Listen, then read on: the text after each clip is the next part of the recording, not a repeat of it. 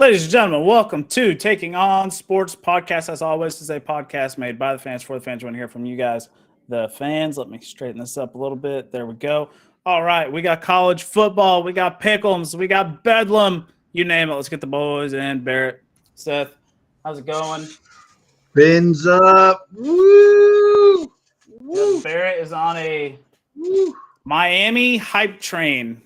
I mean, I don't think there's anything to derail him. Yeah, the Buffalo Bills could easily derail. Yeah, they are coming. Buffalo. Dude, they're a fucking wagon, dude. They are a true Buffalo wagon. This is Buffalo's coming. So it's gonna be a test. It might be a locomotive train, not even a wagon. They're just making it look easy and making it look fun.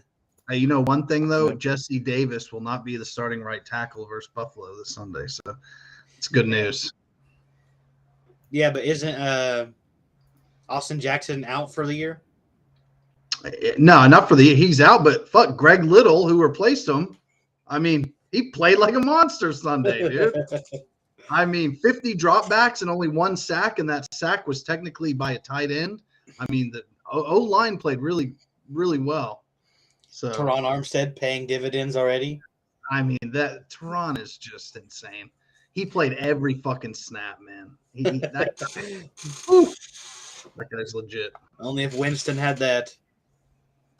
Oh man, Jameis, dude. Don't talk about it. Don't talk about it.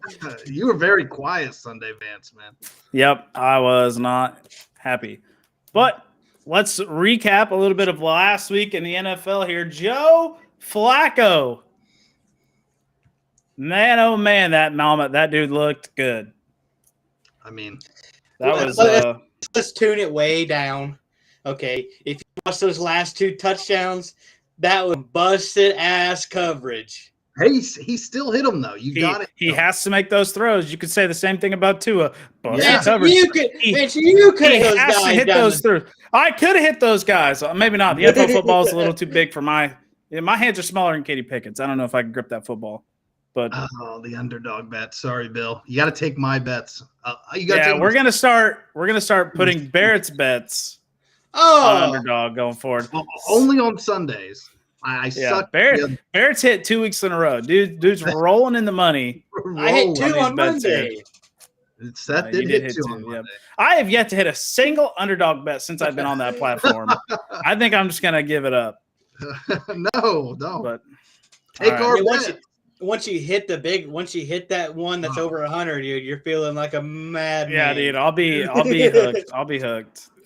But another surprising Cinderella story: Cooper Rush comes in for the Cowboys to deliver the win over the runner-up champion Bengals from last year's Super Bowl. Bengals 0-2, Cowboys 1-1. Stephen A says they still will not make the playoffs. Seth, what are your thoughts?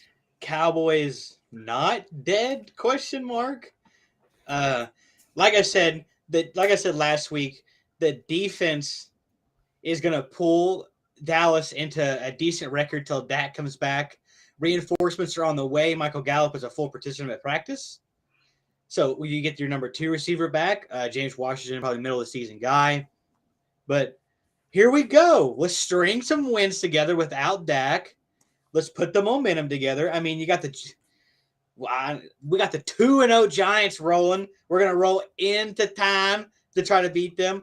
So you never know. You know, Giants, Commanders, Rams.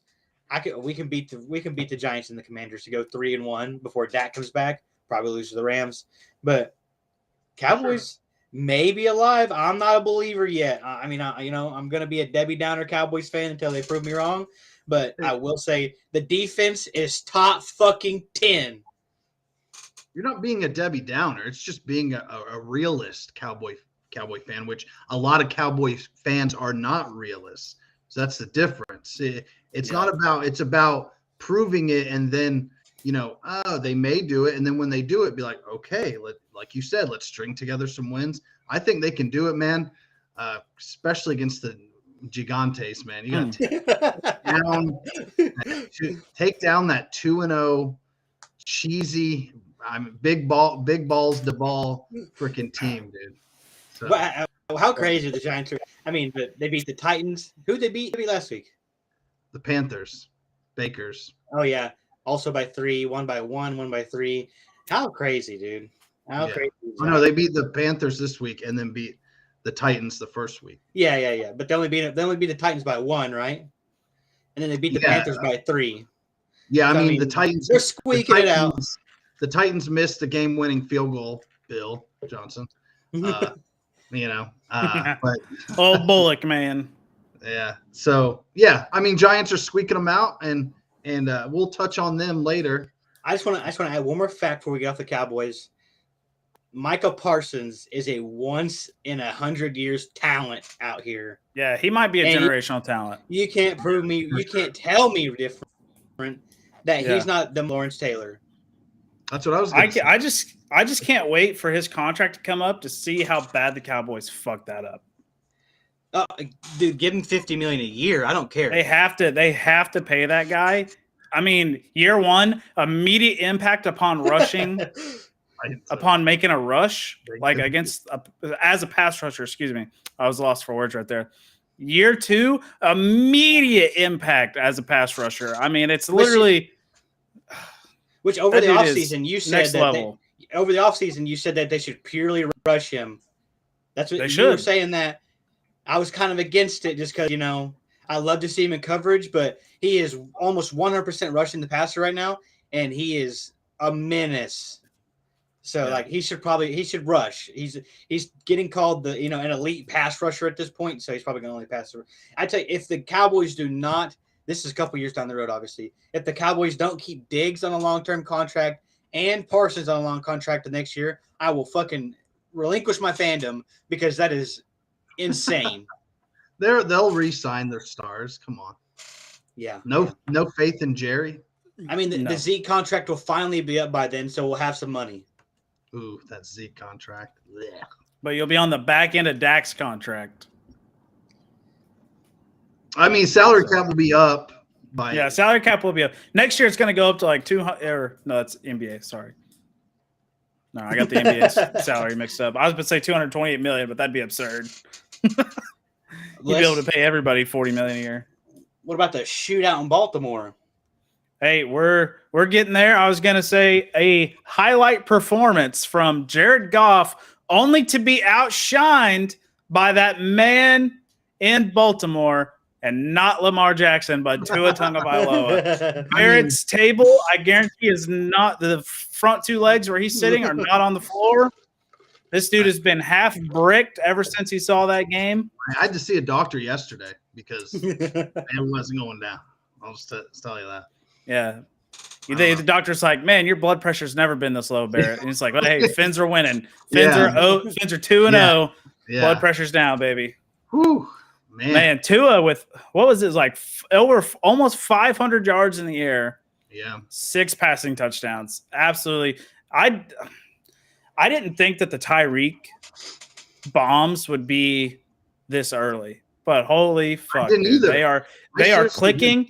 Him and Jalen Waddle are clicking. I mean, that whole offense is just fast. They need to develop a great running game. Like what really set up y'all's drive to win that game was the Chase Edmonds run, the 30-yard run from him. But it's like I feel like if you can feed Chase Edmonds a little bit more, and you guys Raheem, you guys can develop an elite back with behind Tua's accuracy. Just could be absolutely just. It could be a menace for the NFL going forward.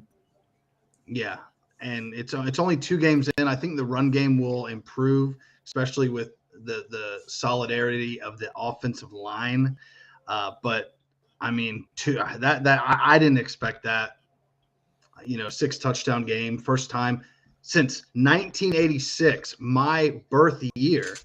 A Miami quarterback hasn't thrown that many touchdowns, and it was Dan Marino who did it in a losing effort. Actually, Brian Greasy did it in a winning effort, like the 70s. But it's crazy. I mean, but he has to be consistent still, though. I mean, there's still a lot of people are questioning him. Can he do it again? Because, we've had people like Ryan Fitzmagic throw 6 touchdowns. Mitch Trubisky has thrown 6 touchdowns. But Peyton Manning has thrown 6 touchdowns. Mahomes is actually the youngest to do it and the last one to do it. So, Yeah, great. It's great, but it is Wednesday, and we're moving on to the Bills. And that's All going to right. be. Well, Mm. speaking of Miami and the Bills, Barrett, let's unveil the B list, shall we? Oh, this is a moment. This is a moment here. This is a moment. Oh, This is a moment. Look at this. First time, maybe the last time, but first time. Number 5, Miami. And I just want to touch on the Giants real quick. Yes, I know they're undefeated, but they've kind of barely won and kind of against stink teams. Like both teams they've beaten. No offense, Bill, and sorry, Baker, but both y'all's teams are 0-2. So Miami at number 5, I think they're clicking earlier than everyone thought. Mike McDaniel's a madman. I mean, listen, the defense – the defense was shaky, very bad in the first half. But let's just look at it this way. They gave a kick return. Okay, that's 7, a 75-yard touchdown, and then an 80-something or 79-yard rush to Lamar. Like, take those away. But same with Miami. The Ravens defense kind of bad, but they locked down in the second half. They only allowed 10 points. They got stops on 4th down when they needed to, and they got to be at 5 after that. Like, and just by the way, my list, I put this shit out like after the Monday night game before anyone else. I'm just throwing that out there. So yep. I'm not copying anyone. You see all these other shows, they're copying me. I'm just saying. Eagles number 4. I think the Eagles looked really good Monday night, man. Like, Jalen Hurts is a dog, dude. Their defense, big play, Slay is just, I don't know how it's going to go the rest of the season for the Eagles, but they look phenomenal right now. I couldn't put them above Tom and the Bucs at 3. They're just going to stay there because it's Tom. They're 2-0. Jameis Winston, full like 3 picks. So the Bucs defense is really good. I think they had a pick 6 versus the Saints, Vance, right? So their defense is good. Tom Brady now. Sorry, Tom Brady. He loses Mike Evans for a week. He's suspended. They may get Chris Godwin back, and then they're playing Aaron Rodgers and the Packers. So we'll see how long the Bucs and Tom Brady can keep them in the top 5. Now I did shift. I'm sorry, Chiefs fans. Sorry, Kyle. I shifted the Chiefs down 1. They got a little lucky last Thursday night. All right. 2 drop picks, Mahomes. Then Justin Herbert, literally, a 14-point swing, a pick 6 at the goal line.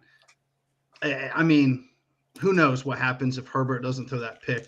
And I don't want to get into like whose fault it was because that's already been bashed enough over the week. But Chiefs at 2, and then the Bills have just been annihilating people. I don't know what else to say. They punted for the first time in like late in the second quarter, like their first punt of the season. They're getting defensive touchdowns. The only thing they can improve on, I guess, is their run game. So they're the number 1 team. It's like 72 to 20 something. They're outscoring opponents. Like, what else can you do? So they're for real, man. They're for real. I don't know what else. What do you guys think, man? What do you guys think? Seth, what you got any problems with this list? Your voice is a little high, sir. Oh, sorry. You got any issues with this list, though?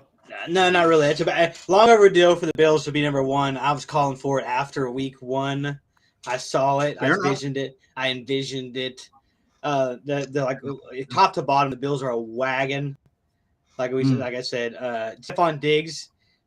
Climbing that wide receiver rankings. Like if you had him outside the top 5 at the beginning of the year, you're getting proven why he's a top 5 receiver in this league. And then is Josh Allen the best in the game right now? That the dude can run it. The dude can sling it. Josh Allen is an absolute freak show at quarterback. The only people I see falling off this list, I don't even know if the Fins should fall off the list if they lose close to the Bills, but the Buccaneers will surely be off this eventually. It's got to be close. It's got to be close.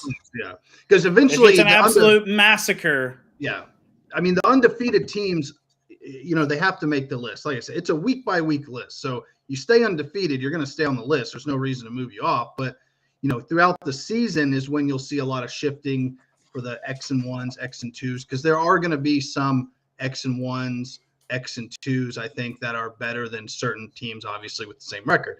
But you're not going to put the Giants. Nah, they're undefeated. Yeah, they're not even 6, man. Fuck the Giants. They're pretenders. If the Giants take down the Cowboys Monday Night Football, the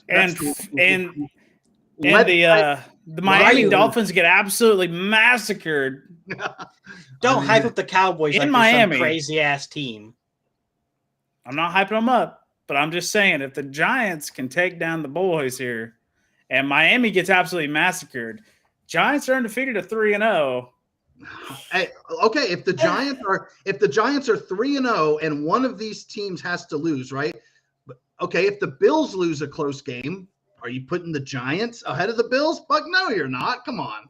Now, if the Patriots, if the Buccaneers I somehow just have a stinker of a game, yeah, they'll move out, right? If Aaron Rodgers, but then are you going to put the 3-0 Giants above the 2-1? Giants ain't never making this list. That's what I'm telling you. They better be 16-0 before they make the list. Did you see the report that Odell Beckham Jr. is open to a Giants return if they bench or replace Danny Dimes? Who's their backup? I don't know. Davis Webb. Yeah. No, actually, it's Tyrod Taylor. Oh yeah, he is in New York now. All right. Well, what about Kenny Golladay packing his shit? Did you see that? He should, dude. He's robbing that franchise. The dude was great. He needs to go. He just wants some targets. He needs an elite quarterback to get targets, dude. He's a solid route runner and he's a go up and get it guy. But it's like Danny Dimes is just not a dish it around kind of quarterback. He's ass. And I was just making the Giants comment as a joke, but they clearly will never be in the top on the B list with Danny Dimes at quarterback because he is just the most unreliable NFL player in the league right now. Hey, the fact that they're winning games is insane. Only 6 teams left to challenge the 72 Dolphins. On the 50-year anniversary, yeah. Yep. The Bills might do it. The Bills might do it. They have to beat the Bills at home. If they don't beat the Bills at home, Bills could fucking run the table straight up. Like the only other time I was nervous about a team like that was like the Chiefs a couple of years ago. The Bills still have to play the Chiefs and the Packers. And if they can knock those two off, so they play Fins, Ravens, Steelers, Chiefs, Packers. Those are their next 5 games. That's pretty decent schedule. Damn, yeah. It's like if the Steelers can figure it out by week 5, it's like Steelers are not a joke if they can get the quarterback situation. The Steelers are not figuring it out.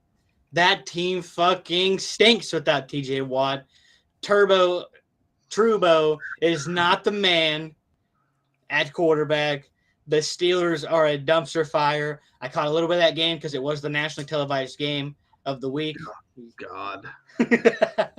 So they're not good. They're the Steelers will. I'm going to hop on the train of saying the Steelers will have a losing season this year because they're going to lose twice to the Ravens. Thank you. Yeah, they are going to have a losing season, but how do you lose to Macaroni Jones? Whatever. Dude, that touchdown from Nelson Aguilar is what saved him. That absolute Nelson Aguilar mossed that guy. Insane. Yeah, bad coverage. Hey, too. Back spasms Jones, dude. It's like the flu game out there, dude. He goes out there and pulls his team to a victory. There's some weird stat about Mac Jones and 14 or more points or something. They cannot win if they score. I don't know. It's weird. Mac Jones just isn't good offensively. They just don't have an offense. I don't even think it's like Mac Jones' fault to an extent because he can sling the ball, but their weapons stink. Devontae Parker has like 2 catches. Like, I mean, this guy, thanks for the draft pick, you idiots. Like, this guy stinks, dude. Whatever. Plus they went and signed 2 big money tight ends in 2 off seasons ago. Yeah. And I don't even know who's Hunter Henry and Jonnu Smith. Like, what the Jonnu fuck are they Smith. doing? What happened to Johnny Smith? I haven't heard Johnny Smith's name in forever. And he was a dog in Tennessee, dude. Like for old Tannehill, man. I don't know what happened there. Dude, you got a defensive coordinator that failed in Detroit running your offense. Like, what else? It's like when Miami had fucking 172-year-old Chan Gailey running their offense. Like, what do you know? He wanted to line it up and just run the wishbone. Fuck. All right, we're gonna roll into next week's NFL schedule. Wow. To give you guys some recap, we pick against the spread. We don't pick winners and losers because we're preparing ourselves for when betting is legal in the state of Oklahoma. But Governor Stitt's being a jackass and won't make it legal. So True. here's how we got it last week. Oh, fuck. Barrett went 5-11 against the spread. Mhm. Not great. But underdog, I did win. He is winning an underdog. Barrett's got the parlays down, but he's not a very good spread parlay guy. No. We gotta get better. Myself went 5-11, not off to a great start. And then Seth is our Pick'ems champion this week after we had a 3-way tie last week. He went 8-8. Good job, Seth. Texans. Wait, no, Jaguars, baby. Oh man, what a game! Yeah, man, The you missed Colts, that. We didn't even talk about the Colts laying a There's nothing to talk. goose. Laying a goose down There's in nothing to talk about. They suck. Yeah, you're right. They're ass. Matt Ryan. Oh, man, it's like Matt Ryan's the answer. Matt Ryan's the answer. I thought. Carson Wentz is doing better than Matt Ryan. Hey, the It's just Lions, that- though, the Lions, Headlines are dogs. Lions are dogs. They're gonna if they figure it out, man. They've scored 35 plus the first 2 weeks. Yeah, they're the highest scoring team in the NFL right now. And that's with Goff-a-roo, dude. Everybody counted him out. Here I was saying give Goff his chance. Here he is slinging the pigskin around the yard, huh? Well, the Bills took over as the highest team with the Monday night game, so it's a little different. Yeah. But before the Monday night game, the Lions were the highest scoring team in the NFL with like 30. It was like 35.8 points per game. It's crazy. Or 35.5. Bill, you know the thing about the AFC South. Not gonna lie, the Titans could still win that division. That division stinks. It is the Yeah. worst division of football. Titans are not out of that division yet. And that's Give the me- only thing saving. Give me the If- fucking Jacksonville Jaguars. All right, here we go, boys. I ain't gonna pick it yet. Thursday night football. I'm Well, gonna get my notepad out so I can write all this down. I get Thursday that night out. football. The Nobody cheating me Browns over there either. versus the Steelers. 4.5. Cleveland is favored. Seth, where are you going? God. In Steeltown, In Steeltown. this thing is such a this is such a terrible Thursday night football game. Holy, give me the Browns minus 4.5 on the road. wow. This is Brisket versus Trubo. Like, good God. All right. Give me this. God damn it. Give me the Browns. Oh, dude. Oh, Barrett doesn't like Steeltown, but he might take Steeltown here. Where are you going, Barrett? I think. Oh God, I think Steelers somehow they have one of those annoying Steeltown games, but it won't be annoying because it's against the Browns, who are just a poverty franchise. Give me the Steelers. Steeltown. Dang. All right. I'll start us off with this one. New Orleans versus Carolina. Bake Money Make Show versus the potentially Jameis. He is limited right now. Must win for Carolina. This is a must win for both teams, right? If Okay, Carolina they're doesn't 1-1. win, Yeah, but it's a must win. After that, No, after last week's performance, Jameis needs a absolute fire game here, and I think he gets it. Give me New Orleans. he's still got 4 fractures in his back, man. Well, I mean, if Andy Dalton has come in, we got the red rifle. I think he's more consistent of a short thrower. He actually might be a better long thrower than Jameis. I don't know, dude. After watching Jameis last week, I was like, Bucks uniform, Jameis, or no? I don't know. Barrett, where are you going? This is a must win for Carolina at home. They have to win, so I'm going to pick them to win. No, Cody Browns are 1-1. All right, Seth, where are you going? Oh, Jameis. Obviously, I think the back fractures really are messing with Jameis. His little interview thing where he was talking about, he was hurting and he was laughing. I'm sure that dude was as hell on some pain meds because he was really acting like he was messed up. I'm still going to take the Saints minus the 3 on the road. But if the Saints let me down here, it's going to be hard to pick them going forward. Yep, agreed. All right, Rams versus Cardinals. Rams 3.5. Seth, what do you think? Who did they play last week? Who, the Rams? Yeah. The Falcons. Yeah, they did play the Falcons. And The Falcons covered that, by the way. They covered the 10.5 spread. I didn't pick against Brady. Did I? Pretty sure I picked the Bucks. Go ahead and give me the Cardinals plus 3.5. I think they. It is right here. It's gonna be hard to see. Barrett picking New Orleans. Sorry, it's gonna be hard to see, but Oh shit! Fuck me. we all picked New Orleans last week. Well, Where are you going? Are you going Cardinals? Yeah, give me Cardinals plus 3.5.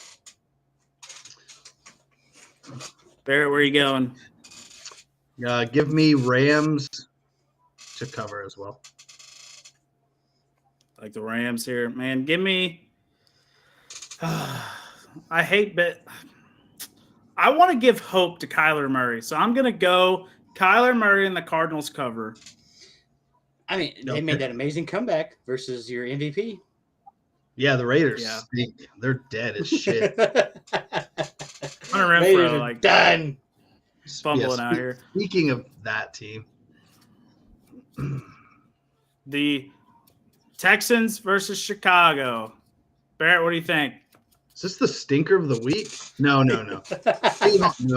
Seahawks and Falcons are. All right, because you know what? This features an electrifying fantasy sleeper in Justin Fields. I'm taking the Chicago Bears. Chi-town for Barrett. Seth, what do you think? I think Davis Mills is limited. No, actually, he's a full participant today with a right thumb injury. The Browns or the fucking Bears stink, man. Like they win the freaking Lagoon game and then they just turn around and just get beat down by the Packers. I mean, in Lambeau, it's fine. Yeah, it is Green Bay. Give me the Texans plus 3. I've been riding, baby. They've been treating me well. All right, I also like. Give me Chicago to win this one. I like them to cover in this one as well. Yeah, you got a minus 3 there. The Raiders versus Tennessee. It's -2 for the Raiders against the garbage Tennessee Titans. The not so great Raiders. This is 0-2. One of these teams are bound to get their first win unless they tie. So we'll see. Give me the Raiders for the 3rd week in a row. Seth, where are you going? Listen, it's almost time for the Malik Willis experiment to have a start. Tannehill is awful. His time is done in Tennessee. Okay. He only goes as much as Derrick Henry goes. He doesn't have the A.J. Brown and the who's the other big time Tennessee receiver? Robert Woods. That's all they got. No. I guess Julio. But before that, was there anybody else who was on that team? I don't know. Fucking give me the Raiders. Where are you going? Only because I've been such a menace to Bill about this Titans team. And I'd love to see Vance's MVP pick, start 0-3. I'm going to take the Tennessee Titans. Derrick Henry gets back on track with a big game. Clown. That's only because Bill's here. That's only because Bill's here. Yeah, Bill, you've been. Yeah.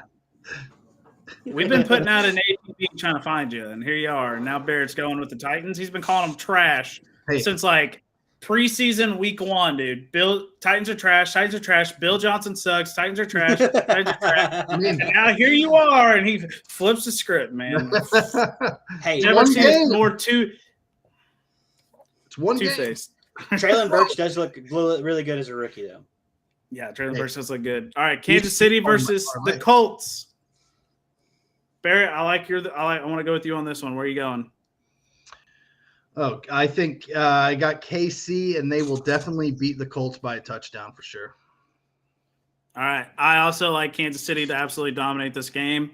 Seth, where are you going? Yeah, no question about it. Colts they're looking awful. Matt Ryan is looking awful, to say the least. Yeah. I'm not going to get on rag on him but I could.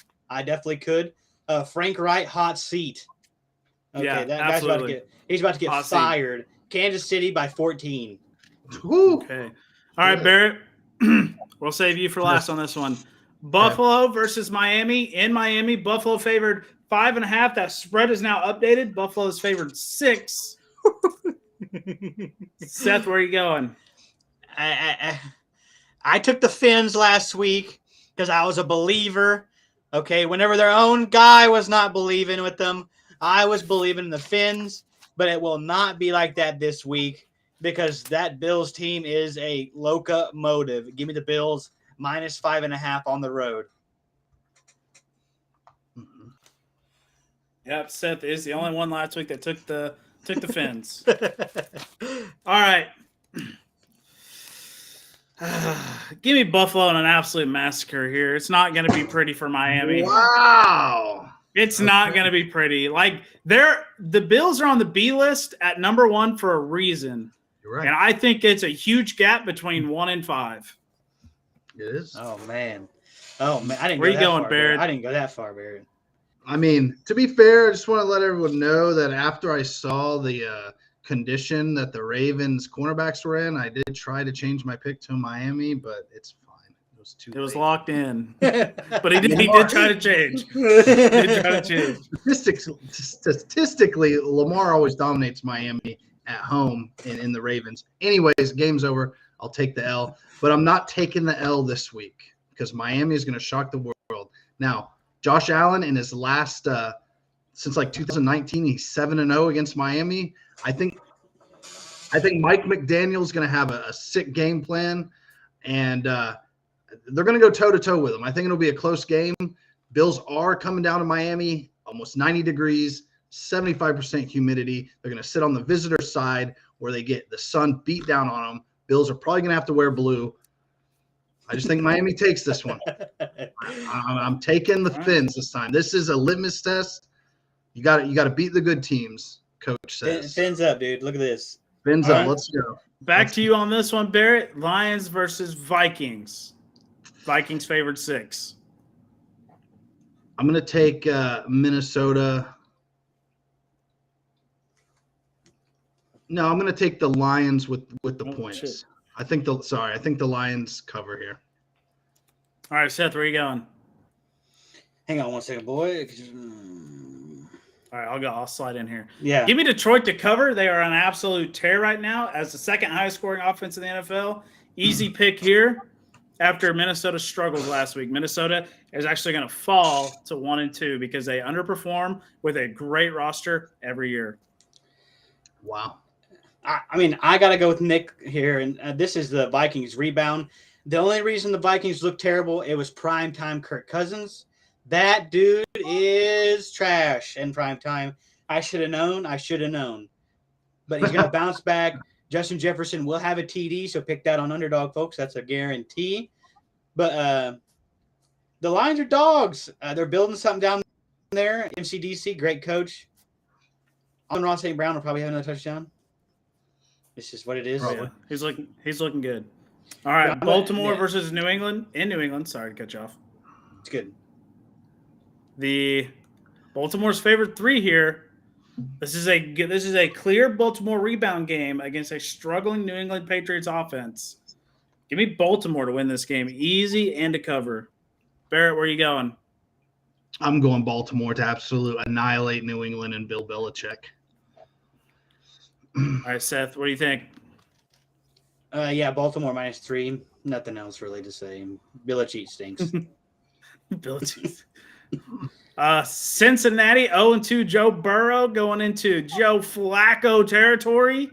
Ooh. Cincinnati's favored 4.5. You know what? Give me the Jets, baby. I'm riding with Jets. Jets. Yeah. Look at Where you going, Seth? The Jets with the crazy comeback. I think Cincinnati's a little pissed. So I'm going to go ahead and take the Bengals -4.5. I got to see it another week from the Jets. They got a little lucky. So I'm going to take the Bengals. Yeah, I'm with Nick Lamb here. If we could do alternate point spread betting, I would bet the Bengals just beat the brakes off the Jets by 20 points. So Bengals. All right. Not that bad, Stinker of the week right here. Dog. Oh, sheesh. That dog, Jalen Hurts, rolls into Commander Wentz territory. Wentz not favored in this contest. It's Philly's favored 6.5, as they should be. Making the B list. Give me Philly to dominate this game. Commander Wentz looking like a chump with Philly rolling in there. Barrett, where are you going? Yeah, I got the Jalen Hurts train continuing right through Commander County or Commie County, whatever you want to say. I think Eagles cover as well. So Eagles with the cover. Yeah, Eagles -6.5. Easy pick right there. Jacksonville versus Chargers. Is Jacksonville on a hype train? I don't know. Are the Chargers looking on a downfall? Jags +7. I'm going to pencil you in. You sure you want to go with that Jags +7. Herbert's bruised up. He did not take first-team reps. He's barely been on the practice field. It's been Chase Daniel out there. I don't care how good the defense is. I think Chase Daniel's a bum. I really don't know why I'm dogging on Chase Daniel, but give me the Jaguars +7. Wow. Barrett, what do you think? So this can go two ways. I feel like if the Colts lose, which they will to KC, I did pick the Titans, but let's just say the Titans and Colts lose. I think the Jags are going to see this because it's a later game, and they're going to be motivated. You know that game that Tua just had and Mahomes had against the Steelers, you know, his coming out party versus a good team. I think this could be Trevor Lawrence's coming out party. They go 2-1. I'm going to take the Jags in an upset.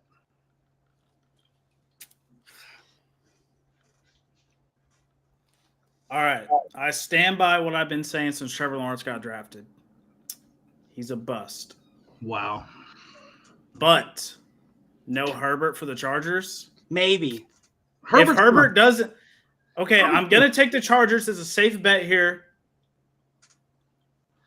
And I'm going to take the Chargers to cover as well. That's a lot of But if points. Chase Daniels plays, then I'm just going to have to eat this L. I like the Chargers. Here, the stinker of the week, Falcons versus Seattle. Mariota, not off to a hot start. Geno Smith 1-1 after taking down Let's Ride Country. Can Kyle Pitts do something? Can Kyle Pitts do something? Kyle Pitts is a bust. He should have never been taken 4th overall in the draft. He should have fell the 2nd round. Absolutely horrible pickup. He would be on Miami right now if he fell. I don't know. No, they had Waddle like graded right below Trevor Lawrence. Yeah, but what the Falcons should have took Waddle, so it would have been. Oh, well, yeah, If they didn't take Pitts, they would have took Waddle. True. Yeah. Either way, he wouldn't have survived in either offense. Barrett, where are you going?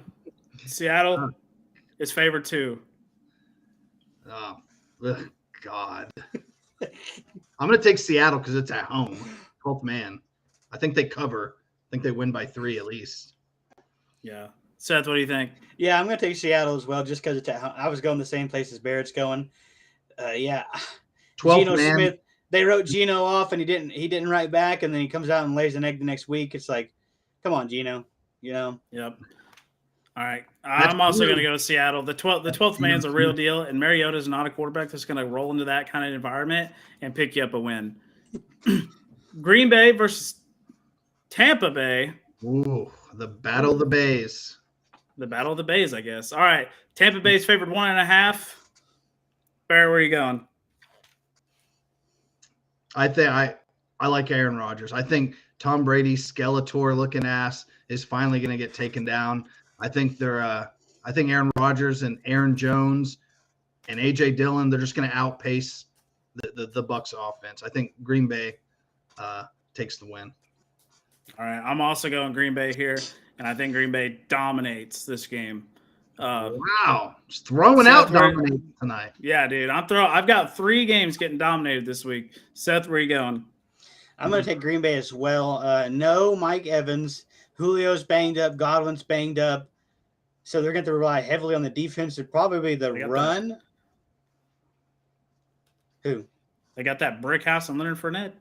Playoff Lenny, dude. Yeah, so I'm saying they're going to rely on the run and probably that defense a lot. I think Green Bay's defense will shut them down. Now, how much is this game won by? I don't know, but I'm going to take Green Bay plus the 1.5. All right. Sunday night football. San Fran versus Denver. I like Jimmy Garoppolo. Give me San Fran to cover here. Nick has a point with Tom Brady, though. Bear, where are you going? Oh, God. I'm not picking San Fran at all this season. Fuck San Francisco, dude. But you know what? Now that Jimmy G's back, there goes Miami's draft pick. So actually, you know what? Oh, Russell Wilson's kind of been annoying. This is tough. Two very He's like draft pick, annoying Russell Wilson. You know what? I'm going to take San Fran here. Actually, ignore what I said. All right. Earlier. Taking San Fran. Broncos go 1-2. They're already calling for Nathaniel Hackett to be fired. Like, Denver stinks. All right, Seth, where are you going? Dude, I'm going Broncos country. Let's ride. I'm taking the Broncos here at Mile High. Fuck Jimmy Garoppolo. Goodness gracious. That guy deserves to be off a team. Like, he's a winner. Come on. I don't give a damn. He's a winner. Trey Lance was going to win that game. All right, Monday Night Football. The 1-1 Cowboys with Cooper Rush at quarterback versus the 2-0. Huge game. New York Giants. Giants favorite 2.5.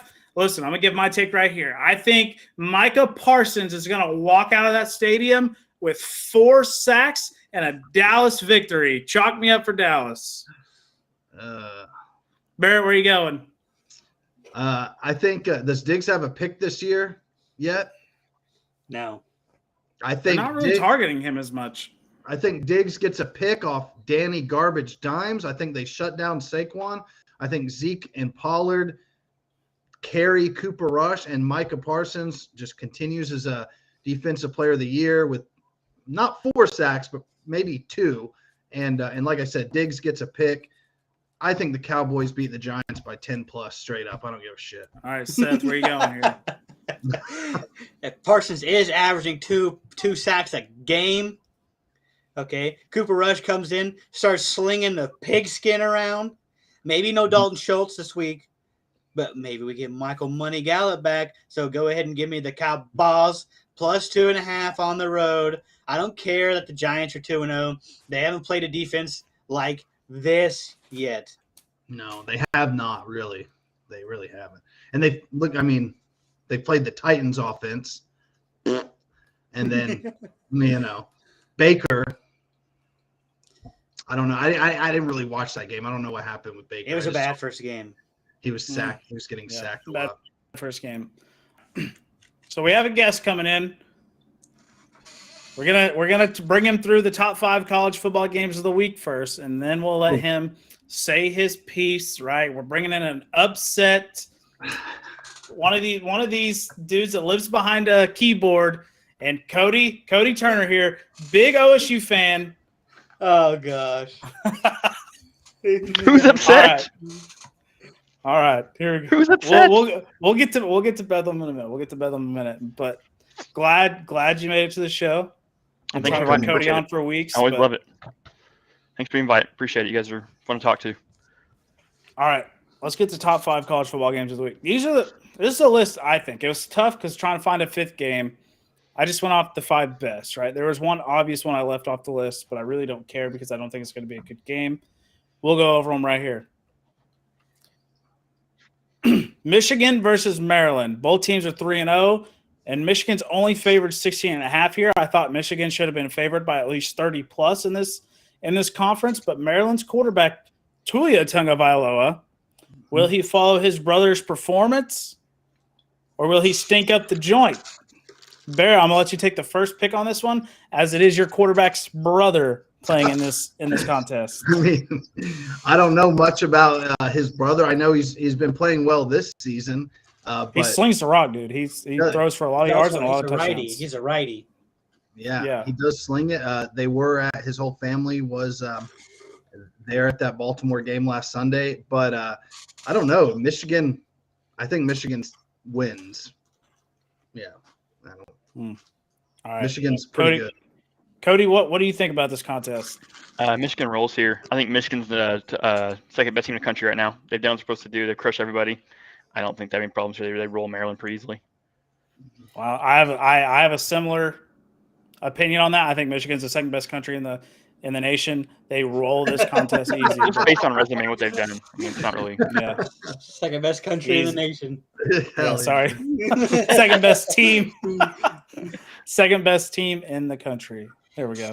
Yeah, they put up like 45 plus points and all their other things. I think they have their quarterback situation figured out. So they should beat Maryland, I mean, easily if they're truly going to hold up to being a top 4 team all year long. All right, So, we yeah, got Michigan.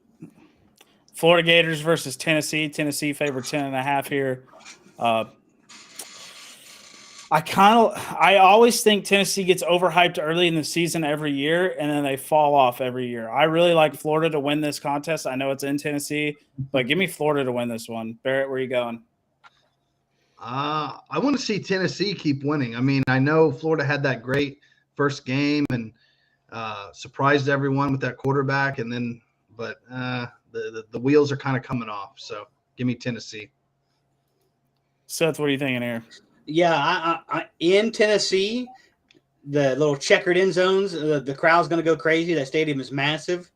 I don't think Florida's. I mean, we saw Anthony Richardson go off in week 1. Since then, he's been subpar quarterback. So yeah, I'm going to take Tennessee. Even with the plus minus 10.5, that's a lot of points. But yeah, Tennessee minus 10.5. Yeah, Cody, what are you thinking here? I'm kind of going opposite of you, Vance. I think Florida's been overhyped this preseason. They beat Utah, who was probably not great. They're probably overhyped from last year. I haven't seen Tennessee much this year. I think Tennessee wins this, but I think Florida probably covers. It's probably a pretty close game. I think Tennessee pulls it out. I think Florida's got a lot to prove still. Beating Utah is not impressive, and I don't know how good Kentucky is either. Tennessee's been Hendon Hooker's been pretty crazy this year. Yeah, I haven't seen a lot of the games. Florida. I have seen a lot of Florida. I'm not overly impressed with Richardson or the team really. Yep. I think Florida's really just gonna have to use Richardson's legs more. Yes. I think they're letting him throw the ball too much. They need to pick out his strengths, which is running the football, not throwing the football. He went from a college version of Lamar Jackson. Yeah, he went from Just kind of like, good. what's it going to be to he's Cam Newton to now it's like, well, who is it? It's like, let's relax on Anthony Richardson. It's one game against Utah. Everybody chill out. Let's let him play a few games. I think Tennessee pulls this one out. I think Tennessee's on their way up. Heupel's got them going pretty good, on a good upward trend, I should say. Yeah. All right, the USC Trojans ranked 7 going against Oregon State, who is 3-0 in the Pac-12. I thought this game was interesting. This is one of those games I was like, I kind of just threw it in here to throw it in here, because USC was only favored 6.5, and I felt like they should have been favored by a lot more than 6.5. But Cody, what are your thoughts on this game? Is this like this is an easy bet for bettors around the world, right? Yeah, I'm looking at Oregon State's schedule right now. Yeah, they beat Fresno State by 3, and they beat Montana State by 40. USC rolls this game. I don't understand why that spread 6.5. Yeah. Is it in Corvallis? Yes. maybe that brings that USC offense is. I know you guys don't like to hear this. Is rolling right now. I don't know. I don't see Oregon State getting in the way. Yeah. So I mean, Seth, USC covers. what are your thoughts here? Oh, I don't. The bias hate just drives me up the wall. So I'm going to try to put it up. I'm going to try to put it aside. I don't think Oregon State wins this game, but I think it's a lot closer than what people think. So I will take them to cover, but I think USC wins. Being at their university, Fresno State was scoring the ball until their quarterback got hurt. I know there's still concerns about Grinch's defense up there in California, but Cody makes a great point. They will outscore a lot of people on their schedule. But I think this could be one of those little bitty trap games, the little Iowa State that Lincoln Riley always loves to lose to, just coming in with all this confidence, and it's just going to be a big letdown. So I'm like I said, I'm going to take USC to win but not cover. So I'm going to take Oregon State to cover. Yep. Barrett, what are your thoughts here? You know, I like everything Seth said. This is the Iowa State game, and the Beavers are going to get it done. I'm taking it. You fans just can't stand it. I can't stand it. I didn't take Oregon State to win, Cody. Okay. Yeah, but come on. I got an old buddy from the Army. He was a big Oregon State fan, Oregon State alumni, officer, pilot. They're going to beat him for that guy, man. They're going to beat him for him. Shout out. Yeah, I think I've always said Oregon State one other time scorer in the country. Beavs will do it, and then everyone's going to talk about Lincoln Riley and oh man, there it goes. They're not as good as we thought. At least that's what I'm hoping. Probably won't happen though, but I'm taking the fucking Beavers. All right, yeah. I'm putting my bias, taking it off, putting it down.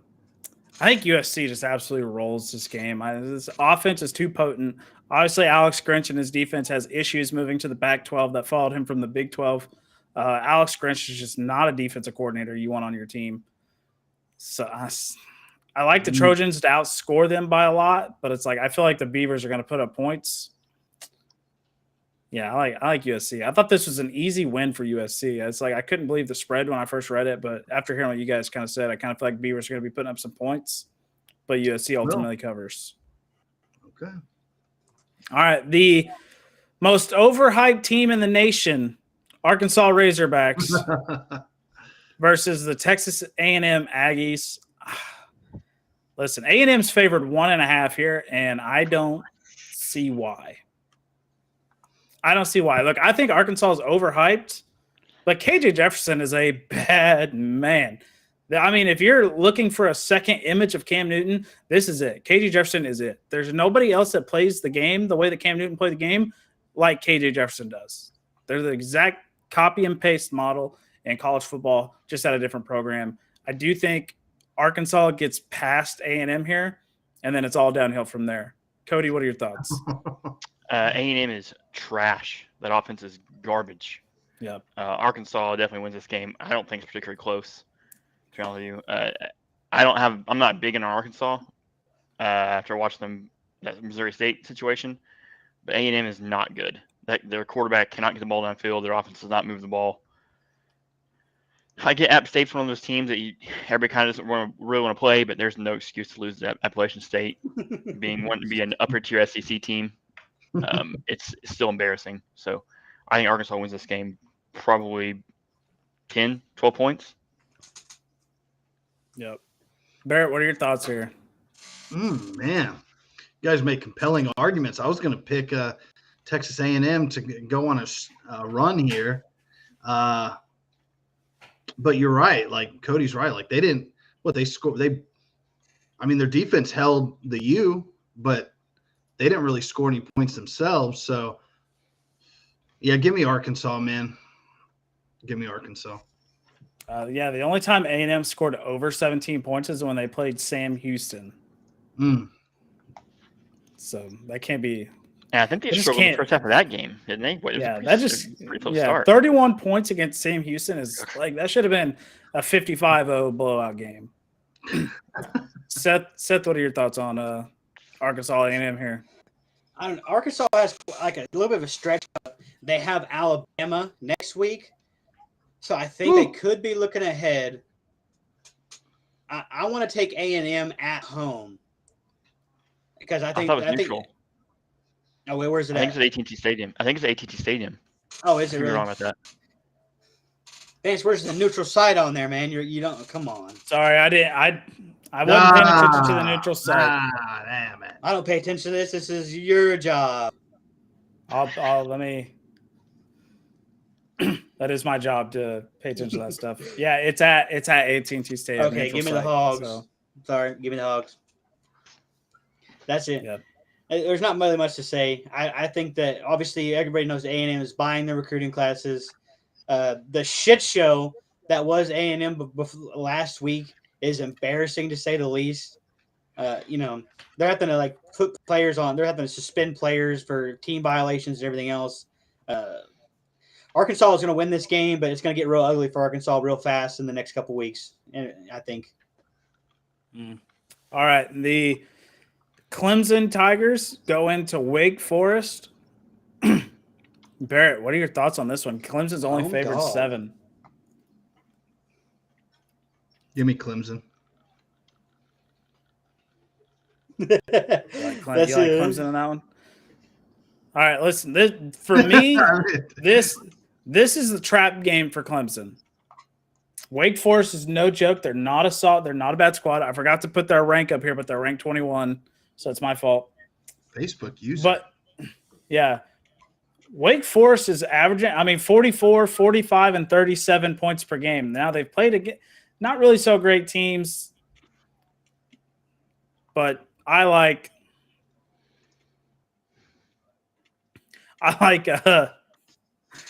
Wake Forest to win this game in a trap game. Cody, what are your thoughts on this one? I don't know. I haven't watched these teams. I know I've heard some rumors that DJ Uiagalelei is not really cutting it out there in Clemson. They're not real happy with him. They've also played some pretty trash opponents, with Vandy being their best opponent. I was looking at their schedule right here. I think Wake pulls this one out. What? That's his name. Uiagalelei. Oh, well, DJ. They're not cutting it out there. I think Wake Forest wins this. I think Clemson's on their way down in the ACC. I think ACC's catching up. So I think Wake to win this game. Yeah, this is I want to hop on the train. I think Wake Forest at least covers. That quarterback. Who's Wake Forest's quarterback? I can't think of his name right now. I don't know. He's really good though. Sam Hartman. Yep. Yeah, Hartman. He came back from cancer or an injury or something, and has been amazing for Wake Forest. I think they have a really good offense. They're playing good complementary football. What have we seen from Clemson? Not a whole lot. We know that Shipley's a bad man running the football. The defense has got to get tested. And yeah, Uiagalelei has not performed. I know they brought the backup in, and he did pretty decent. So we'll see what Clemson is. I'm going to take Wake Forest to at least cover. Yep. But you missed a couple good ones on the schedule, Vance. I just not Kansas interested. Duke. Kansas Duke 3-0 over 3-0. I don't know. There's one I could have threw in K-State versus Oklahoma. The battle of blue bloods. I could have done K-State, Oklahoma. That's a trap game for Oklahoma, I think, this year. They got to have that one. There's another one, Baylor versus Iowa State. That was another one of those games I could have thrown in here. Rhode Island versus Pittsburgh. The spread is still not available on ESPN for that one. I'll have to go to a different site to find that one. Texas versus Texas Tech. That's another trap game for Texas. I want to talk about that one because rolling into Lubbock with Hudson Card, I think Texas is going to get very tested in that game. I think B. John Robinson is finally going to show why he's the best running back in the nation against that game. Easy. I easily think he rushes for 150 and 2 tuds. Oregon State. I think Texas Blues are top against Alabama. I think they prepared for that game for a full summer, and Alabama looked at it as just another game, and it's the perfect matchup of wanting to win this one game all season. And Alabama's thinking, "What's just another stupid game for us?" I think Texas. All credit for them to that game. They could have got blown out really easily. I'll give them the credit. But everybody's like, "Oh, they're top 10 team." Let's relax. They literally probably prepared for that game all off season. Yeah. Like that was their big game for the entire season. And Alabama's probably like, no one cares. It's just another stupid game we go play. So I'm still waiting to see what Texas actually has. This will be a good test for them. This will be a good indicator of where they sit. I like this comment from Carson. That's Facebook user for those that can't see that. But Carson says Tulsa QB leads the nation in passing. Yeah, Davis Brin is absolutely electric this year with 11 TDs to 1 interception with 1,200 yards passing, leading the nation in that. He's tied for first in passing touchdowns as well. But a win over Ole Miss, I just cannot see that happening. It's just you got to consider he's throwing for like over 400. Like you say, 400 yards. They're first in the nation, but Ole Miss is also first in the nation in points allowed. They have a really good defense, so I don't think he's going to get nearly as many passing yards versus an SEC team that is ranked in the top 25. You would love to see Tulsa beat Ole Miss. I would love to see that, but I think that offense is going to get not exposed because they can still sling it, but they're going to get slowed down by Ole Miss. Welcome to the big leagues. Yeah. Welcome to where the big boys play. Like this is not the same situation. Let me give you an Arkansas upset. Pine Bluff averaged 60 a game. Like, well, now you're playing a real team. Bias. Then It's they like welcome lose to the by- big league. Yeah. Yeah, like it's not. The team on upset watch, I don't know what is Oregon. They looked really good last week, but Oregon going into 3-0 Washington State, the Wazoo, that they could lose there. That's just, it's only minus is Mike 6.5. Leach still the coach there? No, I think Mike Leach is. Well, maybe He's at Mississippi State. No, he's at Mississippi State. That's right. Yeah, he was at Wazoo before then. He spent like 1 year at Wazoo, then went to Mississippi. Air raid. I also am interested in Oregon in general because is Georgia just that good? Because they've looked that good since then. They just might be that good. I don't even expect it. They overtook Bama as the number 1 team in the nation, as they should. So. Yes. Yep. I think I was the only I thought I hyped up Oregon week 1 against Georgia because I really thought Bo Nix was the answer. I was dead wrong. Ever since then, my opinion has drastically changed about Georgia. I think they're the best team in the nation. Michigan's the second best team in the nation. Bama's third, and then fourth. You could kind of go down a small list, but I think I put OU at fourth. Is OU in for a trap game? Yes, they are in for a trap game. Well, let's not call it a trap game, but we all know that Kansas State was looking Tulane by miles and miles and miles to get to this game where they have to roll in Norman under the lights, the fresh painted field, new LEDs, the new LEDs, Venables versus Snyder's alma mater. They were overlooking Tulane and they lost. So, Adrian Martinez could run, and the Kent State kind of beat us up on the ground with the quarterback. I don't know why they didn't run Casey Thompson more. I thought they would. I had the over on those yards. Yeah, same. Oklahoma is a unit. That's all I have to say. Speaking of Oklahoma, let's roll into the state of Oklahoma and the Bedlam situation. Cody here was very active on the social media platforms yesterday and a little bit today. Well, just during my lunch hours. Every time I scrolled through Twitter, you see CNC throwing a comment out.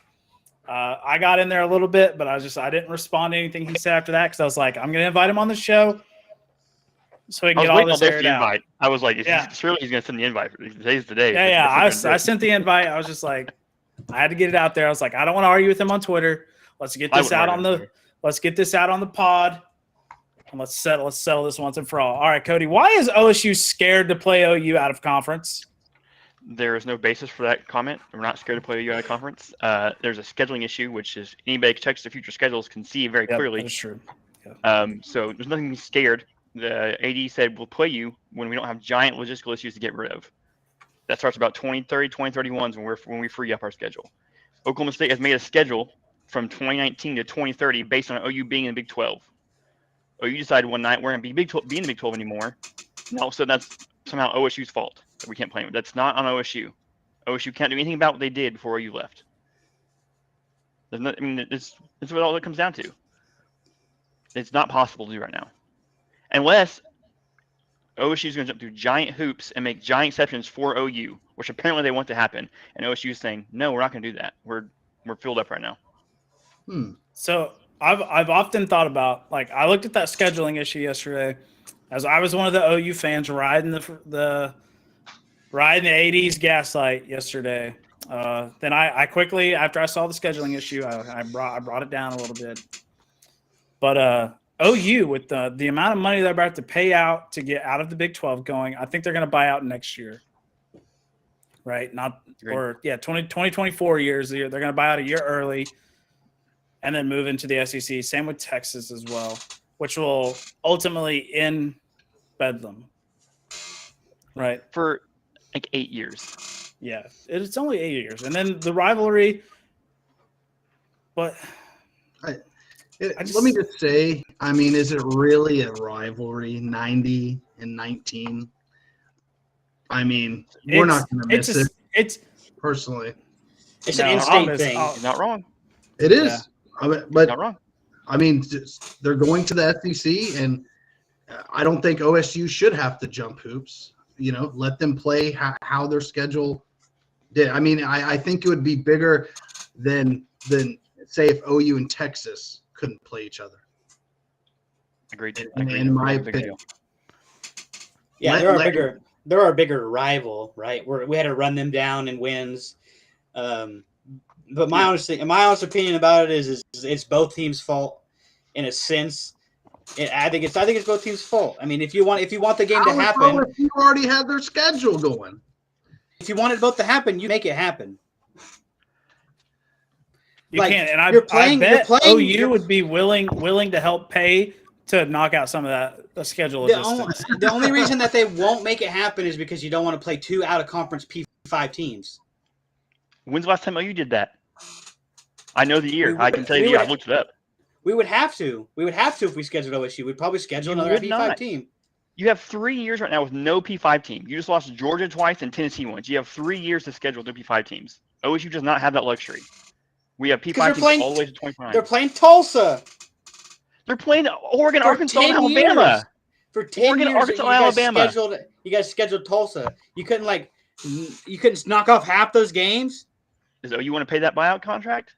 That was made in 2019, 2 years before OU left. Does OU want to pay that buyout? Do you think OU? No. What's the buyout? I don't know. I don't have to see the contract. Yeah, you looked up everything except for the Cody. It's not public information. I can't tell you that. But I doubt that'd be public info.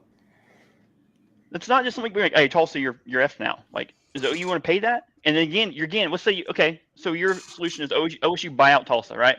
So now you want Oklahoma State to play 2 giant Power 5 teams non-conference, which again, if any of you can tell me last time OU did that, if you're on my Twitter today, you can see it. I'd love to hear it because the answer is almost 20 years ago because they don't do that. No one does that. Nobody wants to. We're a big dog. You do the same schedule. You don't play 2 Power 5 teams. You play 1 Power 5 team every year. We can play like Alabama. Yeah, you'll play 1 a year, which is what Oklahoma State does. But now you want Oklahoma State to play 2 because it's inconvenient for you to not have this game. This is good for OSU, though. It's not. That's playing Bama and OU in the same year is not good for OSU in any way. Being able to beat SEC teams. No. If they do, or they're 0-2, it's not. So it's just a competition thing. OSU is not anywhere near those levels. It's a scheduling thing.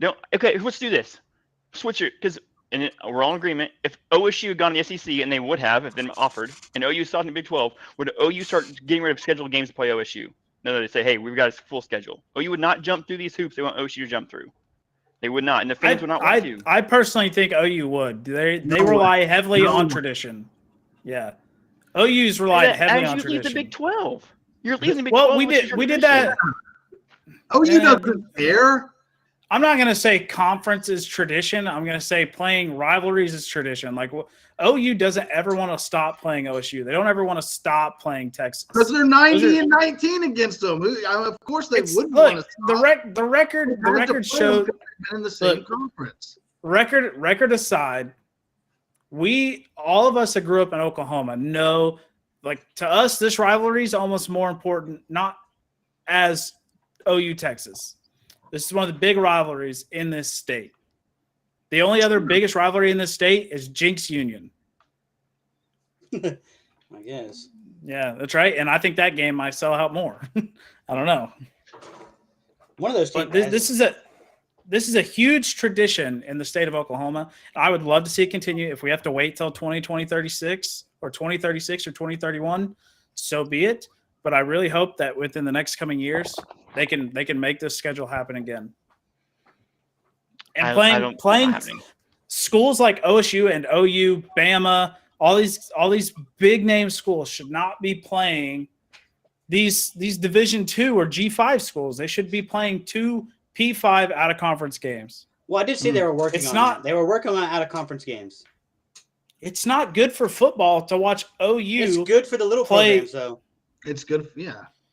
But all the big programs they get money. They get money and exposure, but it's like, man, it's like I'm not really interested in watching those games. The programs are dead without those games. Yeah. Arkansas Pine Bluff, I get it. No one wants to see that game. Arkansas Pine Bluff, without those games, doesn't have a football program. All those kids lose scholarships. All those coaches lose jobs. The university loses probably the main source of their income. Those games are not important to us because we're fans of the bigger programs. Those programs literally die without these games. I mean, Appalachian State's on top of the world right now because of Texas A&M win. Yeah. Every now and then you get the outliers. And they got paid $1 million to do it. Like, so if at that game, if A&M says, no, we're going to put our Power 5 teams, they don't get that money. So it's good and bad they play the little teams. Yes, I agree with that. Okay. So the big thing about, I'm not even pissed about the whole Bedlam thing that much. It's like, whatever. We won't play them. I just like to get Cody riled up. I do think it's OSU's fault. But the thing that pissed me off is the fucking Mullets comments.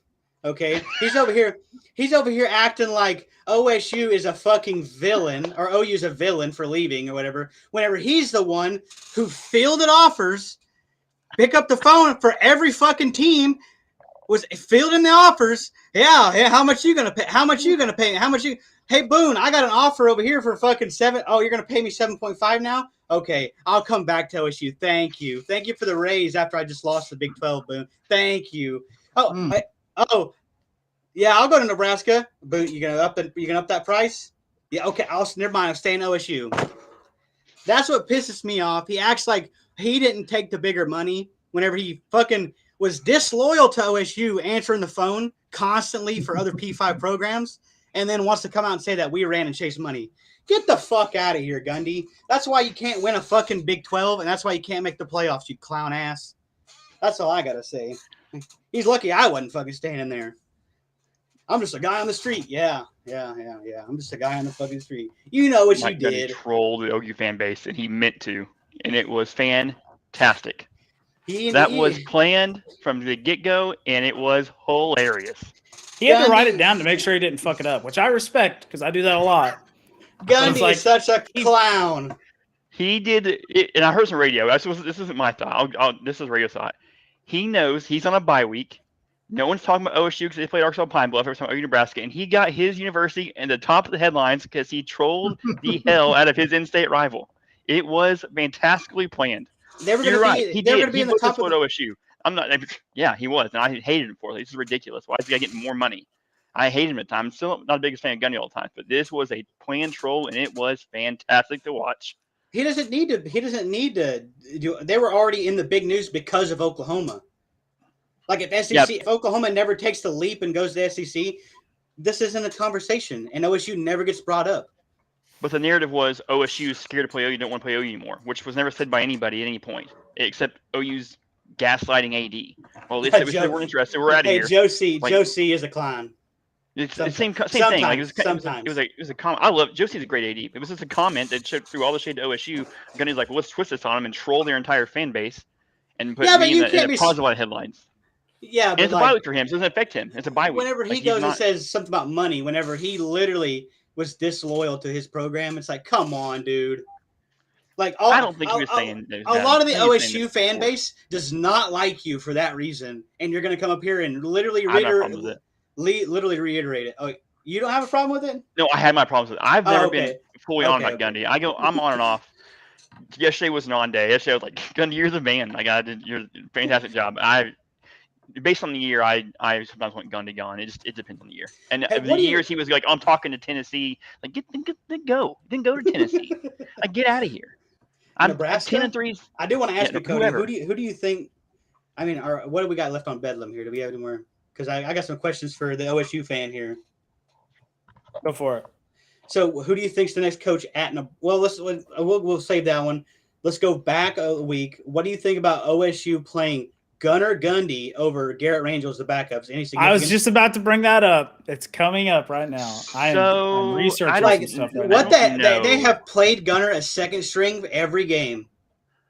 So I think a lot of it's. I'm going to be honest. I think it's nepotism.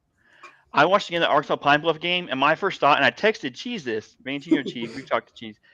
I texted, he wants Gunnar in real quick. You could tell he wanted to get Gunnar in early. Gundy's never that aggressive. Gundy's not aggressive against anybody except bowl games. And he's like, we're going to beat the absolute hell of this team and get Gunnar in the game.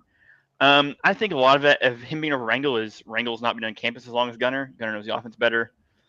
If you had to put one of those two in a game right now to play against somebody for real, I'm probably going Gunnar today just because of that. Isn't Gunnar a walk-on? Yeah, but I think that's because he's coached his kid. And I don't. There's a lot of. I don't know if he's recruited by anybody else, especially no one big. But that may have been just like he's a coach's kid.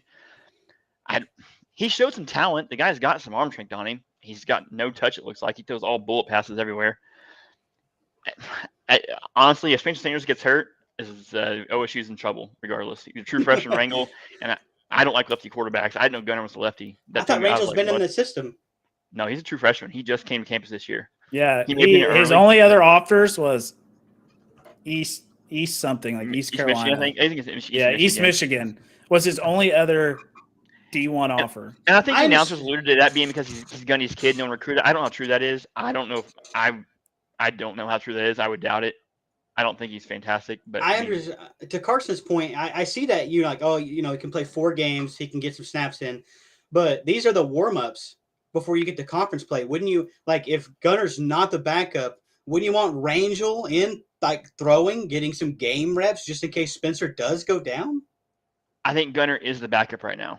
And I attribute that. You don't think he's redshirting? Well, he can play 4 games as a redshirt. I bet he can still redshirt, so they just keep Spencer and then put Rangel in. If Spencer Sanders tears his ACL today, Gunnar starts versus Baylor, based on Rangel not being in the system as long. I know a lot of OSU fans want Rangel. Anyway. I would prefer Rangel because the hope is you recruit Rangel who's better than Gundy next year. Like, if Gundy start next year, I think we have issues. I could be wrong about that. Gunnar may be a baller, but I don't see it. I just think it's a current situation of Rangel has not been on campus. He doesn't know the offense as well as Gunnar knows it. If Spencer goes down today, Gunner's the guy. That's just wild to me. It's just that's it. Every time I see Gunnar come on the field before Garrett Rangel, I'm like, one, you're going to lose Garrett Rangel if you keep promoting Gunnar Gundy as the second string. Who's the quarterback that transferred out last year? Illingworth. Yeah, wasn't he supposed to be pretty good? Yeah, he moves slower than Peyton Manning, and with OSU's offensive line last year, it was not a pretty same situation. If Illingworth had Brandon Whedon's offensive line, I think Illingworth starts over Spencer. It's not close. Illingworth has some really good arm talent, but he cannot move. He is immobile. Not like, he's just slow. He's immobile, 100%. So it's just, again, I think Spencer has benefited a lot from the situation of Oklahoma State, not having an offensive line, not having a capable backup. He's fast. He's fast. He's really fast, and he's got talent. He just makes awful mental mistakes. So I think it's just curious to me. I don't. It's situation. I don't think Rangel's ready. So this is for everybody. Honestly, who's the next coach at Nebraska? Vance, you got a guess? If I had to guess, I bet Ed Orgeron's going to get calls. I bet Matt Rule, when he gets fired after week 3 or 4 of the NFL, he'll be getting calls. Urban Meyer's name is thrown out a lot. Nebraska really wants Urban Meyer. I don't think it's going to happen. But I personally think it's going to be Matt Rule when he gets fired from Carolina. And he's going to get fired after week 3 or 4 in the NFL when Carolina goes 0-4. And it's totally based off that week 1 performance that he had where he went home and fucking took a timeout to McDonald's to cash it in. But it's like, ain't no way Matt Rule sticks around Carolina. He's a college coach. But it's also rumored that Matt Rule hates recruiting in college as well. So I don't know if he's going to want to go back to college. Well, Nebraska's going to have to. That's their biggest issue right now. Yeah. Recruiting. They need a guy that can recruit. Yeah. But I could also see another guy, unfortunately, Alex Grinch, when he gets fired from USC because he's just an awful defensive coordinator. He's going to get fired. Like, he's not a good defensive coordinator, but I think he could be a decent head coach. I think people do want to play for him. The system he runs is not great. I could see him taking on a head coaching job, maybe not Nebraska right out the gate, but Herm Edwards. Herm Edwards I think he needs to be done. Well, His time has come and gone. he galvanized Nebraska needs to hire a big name coach in order to make moves for recruiting. What do you think, Cody? So a couple of those names. Ogeron, I think Nebraska wants a more professional, I don't mean this in a bad way for Ogeron, cleanly looking coach. And they want someone who's clean cut. He was perfect. He was perfect for LSU. He was perfect for LSU. And he's good for other jobs too. But I think Nebraska they view themselves as a higher class than that. So I think, and I don't mean it towards Ogeron. It's more of a diss towards Nebraska. Like, you're pathetic. You just find a guy that wins games. But I think they view him as a higher class. Same with Urban Meyer. He's kind of a dirtbag. So I think they're like, no, we're passing Urban Meyer. I don't know Nebraska Urban Meyer as much as a fan. No, Urban Meyer he's trash. And I don't know why he's still talked about. I know no one likes to hear this, especially Kentucky fans. I think Mark Stoops is a name that they're going to want to get. Yeah. People say, oh, well, he's happy at Kentucky. Well, yeah, but Kentucky's still Kentucky in the day, and Nebraska can still be Nebraska. I think people underestimate Mark would like to do what Bob did at OU. OU was not doing great when he got there, and then he turned them into another powerhouse. Mark doing that in Nebraska would be giant for his legacy and career. And he's got that look. He's got the feel. And I think Nebraska's done anyway. I don't think Nebraska can come back. But I think Mark Stoops is their guy, and or Matt Campbell. And actually, I don't think Matt Rule is actually really, really good. But if he doesn't like recruiting, it's going to be the wrong place. Because Nebraska, you're going to have to work to recruit. You're going to have to work your butt off recruiting. If he doesn't want to do that, then that's not the place for him. Yeah, Nebraska's biggest mistake ever was leaving the Big 12 to go to the Big 10. Yes. That's just a generational bad move. That's a bigger loss than OSU losing OU. Was OU losing Nebraska? My guesses are Gary Patterson down in Texas, defensive coordinator. He's probably interested to get back in a head coach job. And what's better than can you call Nebraska blue blood? I think you have to call Nebraska blue blood, even with their recent drought and their downfall. Also, look for Bill O'Brien. Oh. Hey, Alabama guy coming out of nowhere. Maybe if he goes to another national title. That's a good point. Yeah. Reports are Bill O'Brien, Matt Campbell, and Lance Leipold. I did not see reports about Bill O'Brien. I just came to my head as I was sitting here. So Lance Leipold. I think the jury's just still out on him. Who's Lance Leipold? Kansas. I'm pretty sure he's over there turning that program around. I'm telling you, Duper's Kansas week. I'm gonna make sure I watch that score. Oh, here's a couple that were listed. Kansas State coach Chris Kleiman, Washington State coach Jake Dickert, Coastal Carolina coach Jamie Chadwell, former Virginia head coach Bronco Mendenhall, Carolina Panthers head coach Matt Rule, and Gary Patterson, and Jim Leonhard from Wisconsin, defensive coordinator. Chadwell was a star, I think. I wouldn't mind getting rid of Gundy somewhat soon and pulling him in. Listen, I said, if Gundy doesn't win the Big 12, I mean, his phone could be ringing.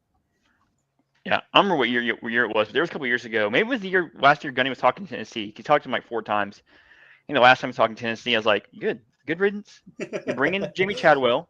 You let Chadwell run for 3 or 4 years. And then my big thing for Oklahoma State now is who replaces Gundy. It's coming soon. And then we can go back to real quick. I mean, 8 years. I mean, I say soon as in college football soon. I'm not saying a year or two, but like I don't know if Gunny coached in the Bedlam game. I don't know if Gunny outlasts the gapping Bedlams. I don't know if he lasts that long. And so I don't think he should. my big thing is no. I think my big thing with OSU is who's next, and I want J.W. Walsh. I don't know if we'll be ready by then. And so my I'm trying to find a gosh. stopgap between him and J.W. Walsh. OSU has to have their guy. OSU's not a program they can hire somebody who will lead them for 20 years like Gundy has. Gundy was the hire for Oklahoma State. It's just a school we are. Former quarterback. He's an OSU guy. Same as Still J.W. get Walsh. He's an OSU guy. He doesn't want to coach. No, that was always my dream. Brandon Whedon's selling air conditioners. Leave him alone. Brandon Whedon was always my dream. That's your dream hire? He was always. I was like, when's he going to retire from the NFL and get out of there and go become a coach? And he will never. Brandon Whedon's competing with what's his name? Jason White, dude. Wow. But they both sell air conditioners. J.D. Walsh is my guy for OSU. So that's what I think of Oklahoma State is. Gunny, you can start thinking about his replacement. Yeah, I think Gundy is gonna leave, but I'm gonna, as much as I don't like Mike Gundy, let's give him some flowers here and say that I believe he has overperformed with the talent that Oklahoma State can get. Like he finds the little 2-3 star diamonds in the rough. Malcolm Rodriguez, Urban Meyer to OSU. Yeah, gross. Oh my gosh, that'd be something. Yeah, dude. I've always said this. I don't know if it's really debatable. Oklahoma State is probably the best development program in the country. The recruits they get and the output they get from those recruits, I don't think there's anybody that compares. I mean, that's a fair point. Yeah, I would say they're really good at developing their talent. Does OU outdevelop them? I don't think OU does. OU gets better recruits, so it's like maybe now. In recent years, UCF would be in recent years getting the talent that they can get.